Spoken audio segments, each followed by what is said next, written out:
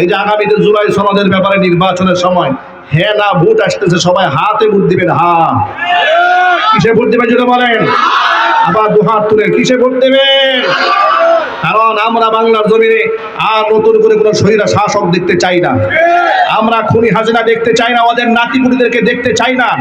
নতুন বাংলাদেশ দেখতে চাই, যেখানে বিচার বিভাগ থাকবে সম্পূর্ণ স্বাধীন, যেখানে কোনো নেতার ফোনে কারো মামলার জামিন হবে না। কথা বলতে হবে, ঠিক কিনা যেটা বলে? নেতার ফোনে মামলার জামিন হয় বলেই তো এই যে খুনি ফয়সাল, শুটার ফয়সাল, জাতির শ্রেষ্ঠ সন্তান শহীদ শরীফ উসমান হাদিকে খুন করলো। আপনি কল্পনা করতে পারেন, অস্ত্র সহ র্যাবের হাতে ধরা পড়েছিল 3 মাস আগে। সেই ভদ্রলোক মাত্র 3 মাসের মাথায় হাইকোর্ট থেকে জামিন পায় কি করে? এর মানে স্পষ্ট প্রমাণ হয়, খুনি হাসিনা পালালেও তার পেটার তারা এখনো পর্যন্ত দেশের মধ্যে বসে আছে। আমরা এদের সমস্ত শিকড়কে বাংলার জমিন থেকে আমরা উপড়ে ফেলবো ইনশাআল্লাহ। যুবক ভাইরা, সেই হিম্মত সাহস কি আছে? শহীদ উসমান হাদি কিন্তু জাতিকে সাহস জুগাইছে, জাতিকে দেখিয়ে দিয়েছে জালেমের চোখে চোখ রেখে কিভাবে কথা বলতে হয়, কিভাবে অধিকার আদায় করে নিতে হয়। আরেক সাগর রক্তের বিনিময়ে যদি বাংলাদেশে ইনসাফ কায়েম করতে হয়, কোন কোন যুবক রাজি আছে? আমি দুহাত দেখতে চাচ্ছি।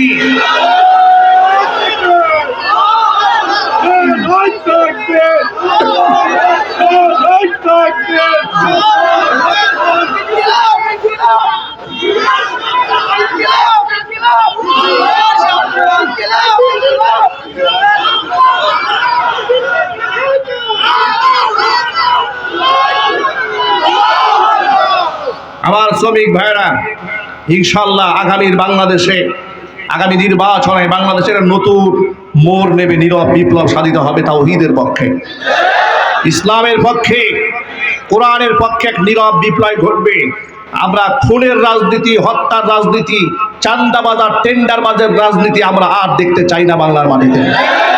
আমরা ইনসাফের রাজনীতি দেখতে চাই। আপনারা কি ইনসাফ দেখতে চান? জুড়ে বলতে হবে, ইনসাফ দেখতে চান?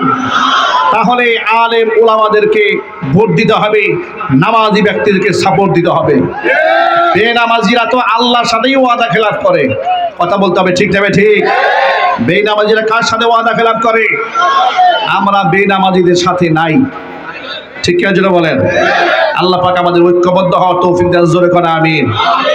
আল্লাহ রাব্বুল আলামিন কোরআন মাজিদে বলেন, যদি আমি ইমামদারদেরকে ক্ষমতার মস্তদে বসাই, 1 নাম্বার কাজ করবে আকামুস সালাহ, নামাজ কায়েম করবে। 2 নাম্বার ওয়া আতাবুজ যাকাত, যাকাত আদায় করবে। 3 নাম্বার ওয়া আমারু বিল মারুফ, সৎ কাজের আদেশ দেবে। ওয়া নাহাউ আনিল মুনকার, অসৎ কাজ থেকে নিষেধ করবে। এই 4 দফা কাজ তারা হাতে নিবে। জোরে বলেন সুবহানাল্লাহ। নামাজ যে দেশে কায়েম হয়ে যায়, ওই দেশে আল্লাহর রহমত আসমান ফেরে নাজিল হয়। কারণ একটা নামাজি দৈনিক 5 বার রবের সামনে কমপক্ষে দাঁড়ায়। কয়বার যদি বলেন? কমপক্ষে বললাম, তার কারণ মাঝে মাঝে সে তাহাজ্জুদেও দাঁড়ায়, মাঝে মাঝে ইশরাকেও দাঁড়ায়, মাঝে মাঝে আউয়াবিনেও দাঁড়ায়, মাঝে মাঝে সলাতুল হাজাতেও দাঁড়ায়, মাঝে মাঝে তাহিয়াতুল ওযুতেও দাঁড়িয়ে যায়, ঠিক কিনা? দাঁড়িয়ে রবের সামনে বলে, ইহদিনাস সিরাতাল মুস্তাকিম সিরাতাল্লাযীনা আন'আমতা আলাইহিম গায়রিল মাগদুবি আলাইহিম ওয়ালাদ-দাল্লিন।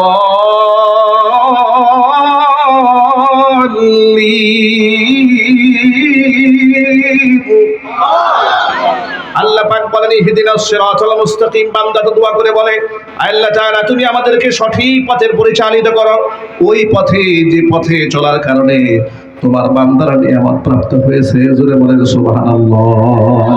নিয়ামত প্রাপ্তদের পথে আল্লাহ পরিচালিত করো।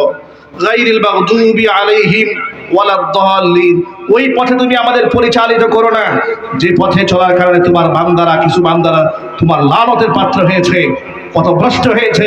এর মানে ইহুদি খ্রিস্টানদের পথে আল্লাহ চালায়ও না, হেদায়েতের পথে চালাও। আচ্ছা প্রিয় ভাইরা, একটা বান্দা যদি 5 বার রবের সামনে দাঁড়িয়ে এই কথাটা বলে, আল্লাহ পাক কি তাকে ফেরাই দিবেন? ফিরিয়ে দেবেন না, তখন আর তাকে ফিরিয়ে দেন না। তখন ব্যক্তিকে আল্লাহ পাক হেদায়েতের উপর কবুল করেন, গুনাহ থেকে তারা বাঁচায় দেন। জোরে করে সুবহানাল্লাহ। এই জন্য কোরআন বলেছে ইন্নাস সালাতা তানহা আনিল ফাহশাই ওয়াল মুনকার, নিঃসন্দেহে নামাজ, নিশ্চয়ই নামাজ মানুষকে সব ধরনের অন্যায় থেকে পাপাচার থেকে বাঁচিয়ে দেয়। জোরে করে সুবহানাল্লাহ। আমার ভাইয়েরা, যদিও নামাজ রাষ্ট্রীয়ভাবে কায়েম হয় নাই, কিন্তু ব্যক্তিগতভাবে আজকের পর থেকে আমরা কেউ নামাজ কাজা করবো না ইনশাআল্লাহ। বলেন ইনশাআল্লাহ। ভাই নামাজিরাই তো দেশে ইসলাম কায়েম করবে, ঠিক না ভাই? যদি নিজেরা নামাজ না পড়ি তাহলে ইসলাম কে কায়েম করবে? আমরা নামাজ কায়েম করবো ইনশাআল্লাহ। বলেন আজকের পর থেকে এক ওয়াক্ত নামাজ আমাদের কাজও হবে না ইনশাআল্লাহ। একটা হাসি দিয়ে বলেন আল্লাহ যেন কবুল করেন। আজকের পর থেকে জীবনে যতদিন আল্লাহ বাঁচিয়ে রেখেছেন একটা ফরজ রোজাও বাদ দেব না ইনশাআল্লাহ। বলেন আমাদের মা বোনদেরকে আমরা বেপরদায় চালাবো না। কোন প্রকার মাদকের সাথে আমাদের সম্পৃক্ততা থাকবে না। একবারে ছোট মাদক থেকে শুরু করে বিড়ি, সিগারেট, তামাক থেকে শুরু করে একবারে হায়ার লেভেল পর্যন্ত সব বাদ দিয়ে দিলাম।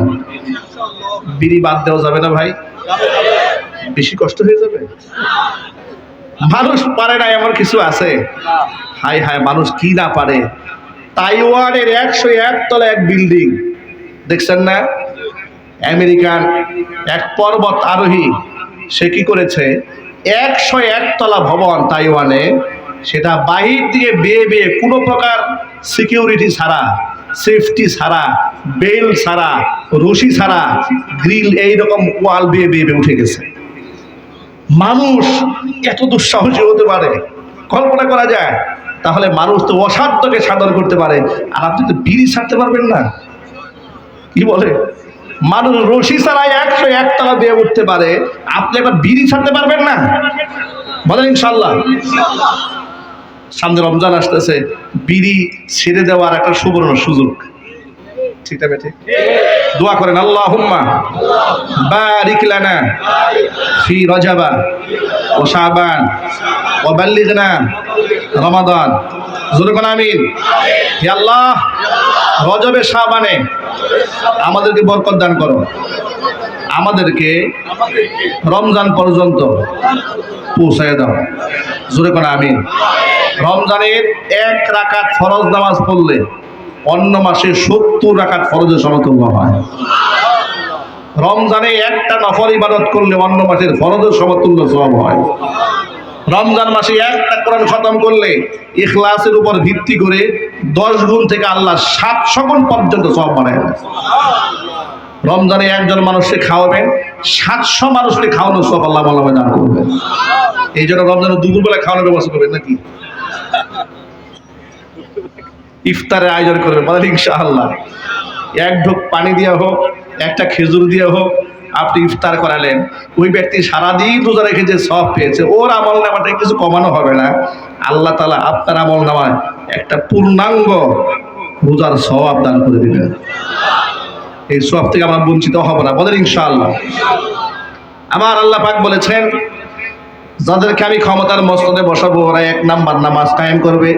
নামাজ কায়েম হয়ে গেলে দেখবেন রাষ্ট্র থেকে অনেক অন্যায় দূর হয়ে গেছে, ঠিক কিনা? যাকাত আদায় যদি শুরু হয়, আর এই সমাজে আর ফকির থাকবে না, মিসকিন থাকবে না। মানুষ দেখি দুঃখ দুর্দশাগ্রস্ত লোকেরা আত্মহত্যা করে মরে যায় ঋণের চাপ সহ্য করতে না পেরে। এই সমাজের ধনাঢ্যবান ব্যক্তিদেরকে আল্লাহর আদালতে আসামি হতে হবে, ঠিক কিনা? আরে এই দেশে কি নাই বলেন তো? আমরা নাকি গরিব দেশের মানুষ, আসলে কিন্তু আমরা গরিব নই, আমাদেরকে গরিব বানিয়ে রাখা হয়েছে। 16 বছরে 28 লক্ষ কোটি টাকা বিদেশে পাচার হয়েছে। কত টাকা? একটা গরিব দেশে কি এত টাকা থাকে নাকি মিয়া? 28 লাখ কোটি টাকা শুধু চুরি হয়েছে। এরপর নাকি আমরা গরিব? যদি এই টাকাটা দেশের সীমানায় থাকতো, আমাদের মাথা পিছু এত বড় ঋণ থাকতো না, দ্রব্যমূল্য এত বাড়তো না, সিন্ডিকেট বাণিজ্য এত চলতো না। এই যে দেখেন না, গ্যাসের দাম বাড়ে, এলপি গ্যাসের দাম শুনি 1200 টাকা থেকে লাভ দিয়ে 6000 টাকা গিয়ে উঠছে। কি শয়তানের লারে মনে হয় নাকি? কিসে লারে? জোরে বলে না কেন? শয়তানের লারে। শয়তান গ্যাস কে সৃষ্টি করেছেন? আর বান্দা করে সিন্ডিকেট। হাদিস শরীফে এসেছে, যারা এই সিন্ডিকেট ব্যবসার সাথে জড়িত মহান আল্লাহ তাআলা দুনিয়াতে একটা শাস্তি দিবেন, দুনিয়াতে তার দারিদ্রতা কোনোদিন দূর হবে না, চির অভাবই থাকবে। তারা কৃত্রিম ভাবে মানুষকে কষ্ট দেয়, আল্লাহ ওদের হেদায়েত দান করুক, জোরে কোন আমিন। সুতরাং ইমানদারেরা নামাজ কায়েম করবে, যাকাত আদায় করবে। যাকাত যদি আদায় হয়, আজ থেকে 10 বছর আগে শুনেছিলাম যে বাংলাদেশে ধনীদের যাকাতের টাকা একত্রিত করলে 20,000 কোটি টাকার উপরে যাকাত উঠবে 1 বছরে। এটা শুনছি 10 বছর আগের কথা। তাহলে বর্তমান যদি যাকাতের টাকা বাংলাদেশে উঠানো হয়, আমার তো মনে হয় 1 বছরে 50,000 কোটি টাকার উপর উঠবে, ঠিক কিনা? মাত্র 4-5টা বছর এর সুষ্ঠু ব্যবহার করা গেলে টর্চ লাইট দিয়ে একটা ফকির মিসকিন রাস্তায় খুঁজে পাবে না। সুবহানাল্লাহ বলেন। সেই যাকাত ভিত্তিক অর্থ ব্যবস্থা বাদ দিয়া সুদ ভিত্তিক অর্থ নিয়ে আসছে আমরা পশ্চিমা থেকে। কি বিপদে আছে দেখেন তো ভাই। আল্লাহ আমাদেরকে হেদায়েত দান করুন। আমার বন্ধুগণ, মূল কথায় ফিরে আসি। আল্লাহ রাব্বুল আলামিন বলেছেন 4 দফা কাজ করে ইমানদারেরা। পক্ষান্তরে বেঈমান মুনাফিক যারা, কাফের যারা এই সমাজের মধ্যে, তারা যে কোনো দেশ দখল করে, রাষ্ট্র দখল করে, 2 দফা কাজ করে। ইন্নাল মুলুকা ইযা দাখালু ক্বরয়াতান আফসাদুহা ওয়াজআলু আ'iজ্জাতা আহলিহা আদিল্লা ওয়া কাযালিকা ইয়াফআলুন। পক্ষান্তরে বেঈমান মুনাফিক কাফের খান্নাস এরা যদি ক্ষমতার মস্তক দখল করে 2 দফা কাজ করবে। 1 নাম্বার কাজ আফসাদুহা, সমাজের মধ্যে চরম বিশৃঙ্খলা, মারামারি, কাটাকাটি, দাঙ্গা হাঙ্গামা এগুলো শুরু করে, ঠিক না? ঠিক। ফ্যাক্টরি দখল, বাজার দখল, হল দখল, রাস্তাঘাট দখল, সব দখল করে বাণিজ্য আর বাণিজ্য, চান্দাবাজ আর চান্দাবাজি। মানুষের জীবনে কোনো নিরাপত্তা নাই। কেউ কথা বললে তারই খুন, তারই গুম, তারই মামলা দিয়ে দাও, তারই রিমান্ডে নাও, তারই টর্চার করো, এগুলা শুরু করে। 2 নাম্বার কাজটা যেটা করে, ওয়াজআলু আ'iজ্জাতা আহলিহা জিল্লাহ, সম্মানিত মানুষদেরকে বেইজ্জত করে। এই দৃশ্য তো আমরা দেখেছি, দেখি নাই ভাই? আমরা এই দৃশ্য আর দেখতে চাই না, বলেন ইনশাআল্লাহ। আগামীতে আল্লাহ পাক আমাদের সকলকে ঐক্যবদ্ধভাবে কাজ করা তৌফিক দান, জোরে করে আমিন। প্রিয় বন্ধুগণ, আজকে অসুস্থ শরীর নিয়ে আপনাদের সামনে যে কথাগুলো বলেছি, সবার আগে আল্লাহ তাআলা আমাকে আমল করার তৌফিক দান করেন, আমার ভাইদেরকে আমল করার তৌফিক দান করেন, আমার মা বোনদেরকে আমল করার তৌফিক দান করেন। সকল শ্রমিক ভাই বন্ধু, নারী পুরুষ সকলকে আল্লাহ তাআলা নিরাপত্তার চাদরে আবৃত করে রাখেন। দুনিয়াতে আমরা যেমন একত্রিত হয়েছি, কাল হাসরের ময়দানে জান্নাতেও একত্রিত হবে ইনশাআল্লাহ। ইনশাআল্লাহ বলেন। জান্নাতে কিন্তু লোকেরা একা একা যাবে না, জান্নাতে লোকেরা দলে দলে যাবে। ওয়াসিকাল্লাযীনা তাকাও রাব্বাহুম ইলাল জান্নাতি যুমারা, জান্নাতে লোকদেরকে দলে দলে টেনে নিয়ে যাওয়া হবে। সেদিন যেন আল্লাহ পাক আমাদেরকে জান্নাতি কাফেলায় শামিল বানান, জোরে কোন আমিন। আমি তো জানি না পাবো কি পাবো না, আল্লাহ তোমার দিয়া সেরা জান্নাত।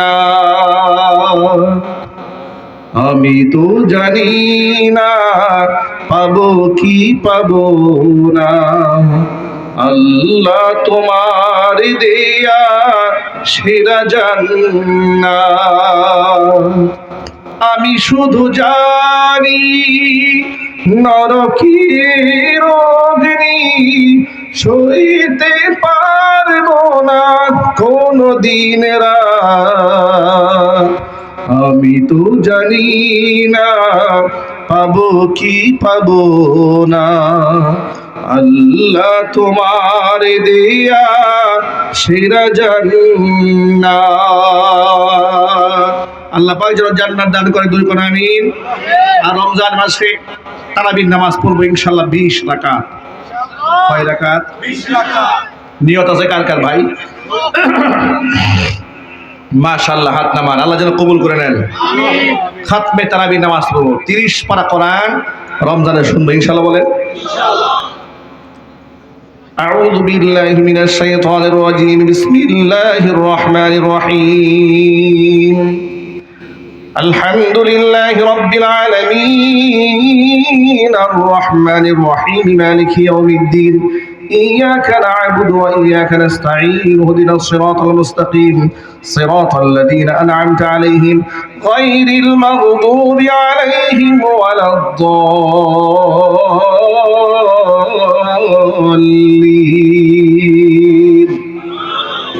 بسم الله الرحمن الرحيم التائبون العابدون الحامدون السائحون الراكعون الساجدون الآمرون بالمعروف والناهون عن المنكر والحافظون لحدود الله وبشر المؤمنين আল্লাহ কবুল করার জন্য কথা আমিন। মহান আল্লাহ তাআলা আমাদেরকে রমজান পর্যন্ত দিয়ে খায়ের দারাজ করেন। আমি অসুস্থ শরীর নিয়ে আসলে এতক্ষণ কথা বলেছি, যথেষ্ট কষ্টও হচ্ছে, এরপরেও আপনাদেরকে দিকে তাকিয়ে আজকের আয়োজনটা দেখে যে আপনারা এত সুন্দর করে আয়োজন করেছেন আর এতগুলো মানুষ এই গভীর রাত পর্যন্ত ধৈর্য ধরে আপনারা বসে আছেন, কথাগুলো বলেছি। মহান আল্লাহ তাআলা সবার আগে আমাকে আমল করার তৌফিক দেন, আমার ভাইদেরকে আমল করার তৌফিক দেন, মা বোনদেরকে আমল করার তৌফিক দেন। আমরা দোয়া করবো এখন ফ্যাক্টরি মালিকের জন্য, শ্রমিকদের জন্য, সবার জন্য দোয়া করবো এবং ঊর্ধ্বতন কর্মকর্তা সবার জন্য দোয়া করবো ইনশাআল্লাহ। হ্যাঁ